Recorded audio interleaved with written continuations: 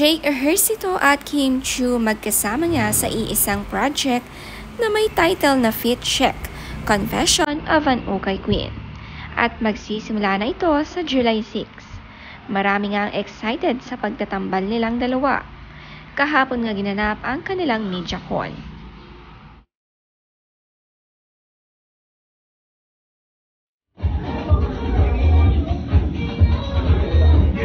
Watching na kayo dahil all 8 episodes will be shown right on that day. So pwede kayong manood with your friends, family. So you have to download the app, the Prime Video app, and subscribe now to watch the entire picture.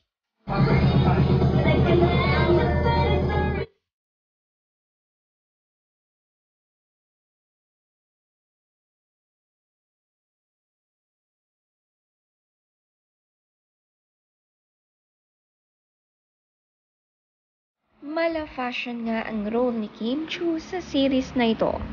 Kaya naman nagustuhan agad ni Kim Chu ang role niya dahil in real life, gustong-gusto niya ang iba't ibang fashion.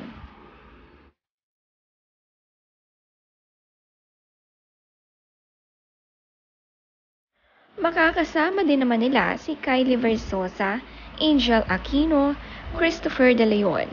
Excited na nga sila para sa makakapanood nito.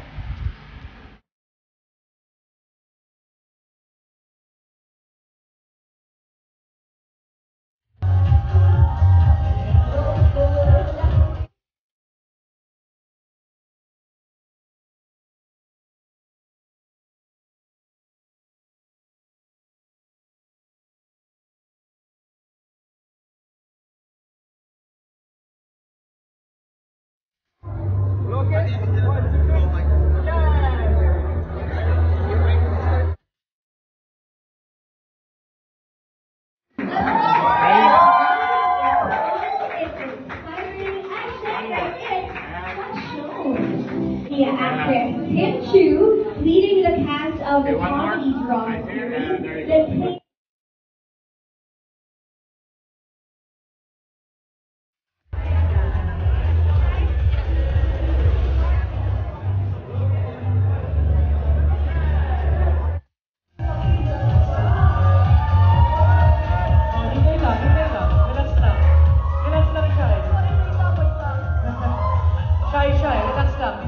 Si Jake Ejercito naman may ibinahaging nakakatuwang conversation ng anak niyang si Ellie. Tinanong niya kasi ito kung bagay ba sa kanya ang Korean hairstyle.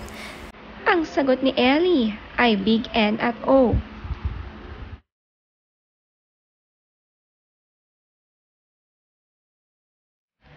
Nakasama namang umattend ni Jake ang pamilya para suportahan siya sa MediaCon. Ang nanay niyang sila Arnie, ang kapatid nitong si Jacob at ang girlfriend niya.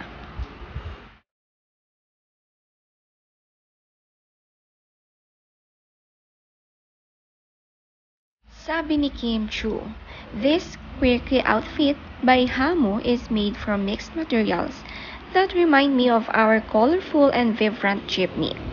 It even has a reflective details incorporated into the design that are reminiscent of car sunshade insulators. Super fun outfit and innovative like my character's upcycled ukay designs in the show. Thank you to my stylist, Adrian Concept Assistant by Miss Venice. Thank you Mamas Jake Galvez and I am Ron for my look.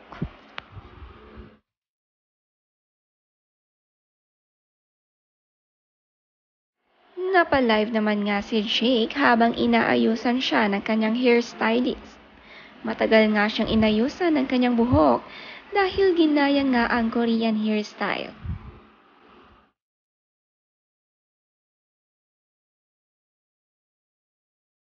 I'm sure. Especially pag binuild up.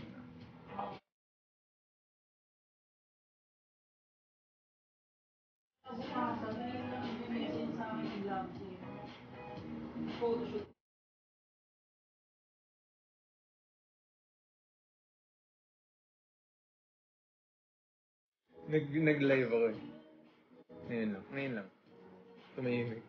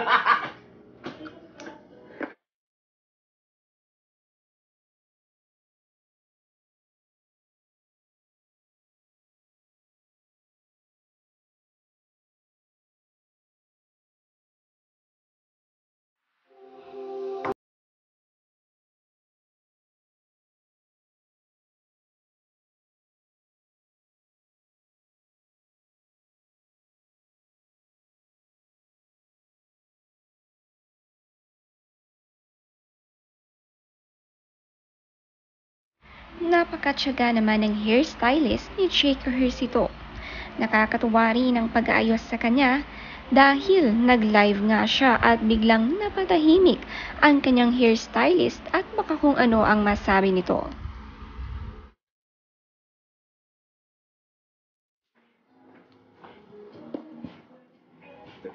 Taping kasi